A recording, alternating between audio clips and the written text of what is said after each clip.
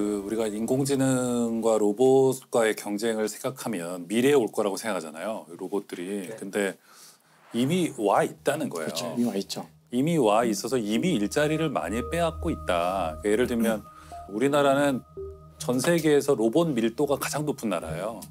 네, 실은 안 보이는 산업 현장에서 굉장히 많이 이렇게 하고 있고 그들은 업체들이 빠르게 이제 바꾸고 있단 말이에요. 그래서 저희 동 슈퍼마켓에 가면 다 그걸로 계산하세요. 체크아웃을. 키오스크. 그리고 딱 2라인만 남아 있어요.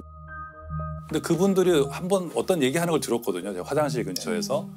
이거 자꾸 많아져서 굉장히 걱정이다. 올해도 이게 몇 명 나갔는데 이거 이러다 완전히 없어지는 거 아니냐. 그래서 미래의 일자리가 줄어들고 있는 거죠. 그래서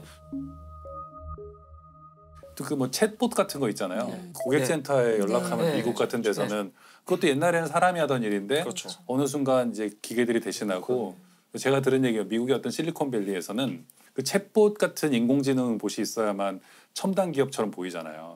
그래서 스타트업 중에는 사장님이 그걸 대신으로 안녕하세요. 고객센터입니다. 일부러 굉장히 건조하고 로봇 흉내를 내는 거예요. 그래서 그거를 진짜 뉴욕타임스가 보도한 적이 있어요. 인간이 로봇을 흉내내야만 생존할 수 있는 시대가 이미 왔다. 그다음에 뭐 옛날에 볼링장 가면은요 누가 앉아서 계산해줬어요. 이렇게 스트라이크 막 해주는 분이 계셨어요. 이거 세운 사람도 있었어요 뒤에서. 그랬어요? 맞아요. 사람이 세웠어요? 얼마나 옛날 얘기죠 진짜요? 지금? 맞아요. 옛날 거 보면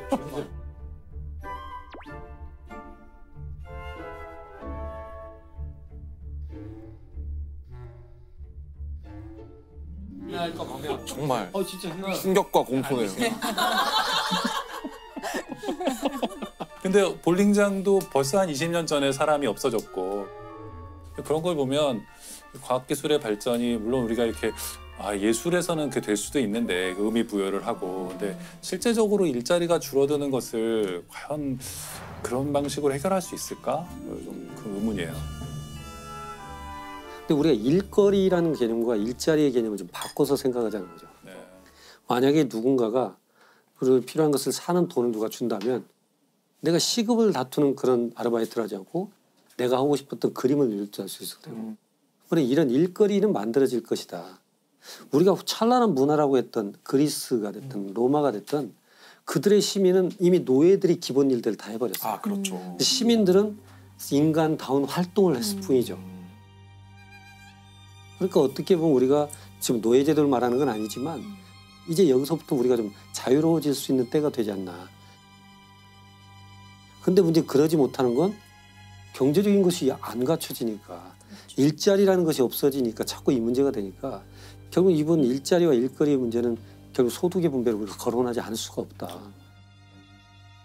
그러니까 사실 답은 그런 기계가 도입돼서 얻어진 이익이 있죠. 사람들을 잘라서 얻어진 이익을 그 잘린 사람들에게 줘야 돼요. 그렇죠. 그게 요새 논의되고 있는 디지털세, 그렇죠. 로봇세 이런 로봇세 이런 거. 네. 그것이 많은 사람들에게 행복을 주는 쪽으로 가야 되는데 그걸 잘하기만 하면 진짜 우리가 꿈만 꾸던 진짜 기계는 일하고 우리는 하고 싶은 일을 하는 그런 진짜 유토피아가 올 수도 있는 지점까지 온 거예요. 인간이 노력을 해가지고. 뒷장 얘기하다가 보니까 뭐 인공지능 미래에 대한 얘기 나왔는데 김영하 작가님 소설 작별 인사가 최근에 인공지능 고도의 인공지능과 인간이 같이 살다가 뭔가 뭐 트러블이 벌어지는 그런 얘기. 저는 이제 강인공지능이 굉장히 강력해진 그런 세상에 인간과 로봇이 구별되지 않는 단계의 세상에서 겪는 어떤 소년이 겪는 일을 그린 거고요. 실은 묻는 거죠, 사람들에게. 과연 인간을 어디까지 인간이라고 할 수 있는가. 근데 인간보다 더 인간처럼 행동하고 슬픔과 고통을 느끼는 존재를 너는 이제 주민등록증이 없어서 또는 인간의 몸에서 태어나지 않았기 때문에 인간이 아니야라고 할 수 있겠는지.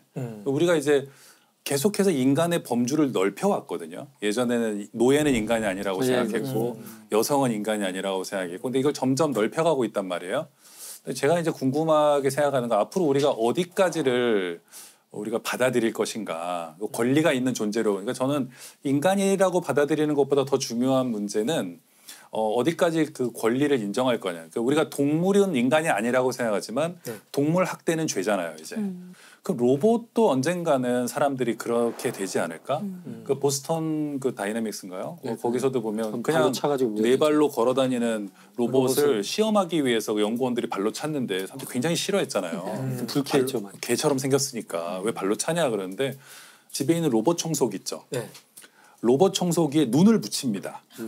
스티커로. 타요처럼. 눈을 붙인 다음 간단한 인공지능으로 말하는 기능을 넣는 거예요. 예를 들면 저녁에 이제 혼자 집에 들어가요. 밤에 들어가면 걔가 탁 움직이면서 왜 이제 와? 밥은 먹었어? 뭐 이렇게 맨날 물어본다고 생각해 보세요. 목이 메이는데요. 목이 메이고 듣기만 해도 그냥 울컥하네요.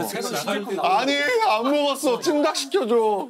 아니 사실은 미리 말하지 어떤 민족으로 시키는 거죠. 네. 그렇게 하시면 시켜놓고. 어떡해. 근데 그걸 예를 들어서 우리가 한 1, 2년 그 로봇 청소기에 살았다고 생각해 보세요. 아침에는 저희 침대 옆으로 와서 얼른 일어나 나가야지. 편히 먹어. 나무 뒷정리 내가 할 테니까. 그래. 뭐 근데 그러면 3년 정도 지났을 때 과연 우리가 그거를 그냥 갖다 버릴 수 있겠냐는 거예요. 3년 아니고 3달이면 세 달이면 벌써 막 이렇게 슬퍼지고 반려 로봇처럼 이제 네, 그런 네. 또 근데 저는 만약에 진짜 아무것도 안 해도 되고 뭐 연봉을 몇 억씩 받아도 돼도 근데 난 영화 하는 게 재밌거든요.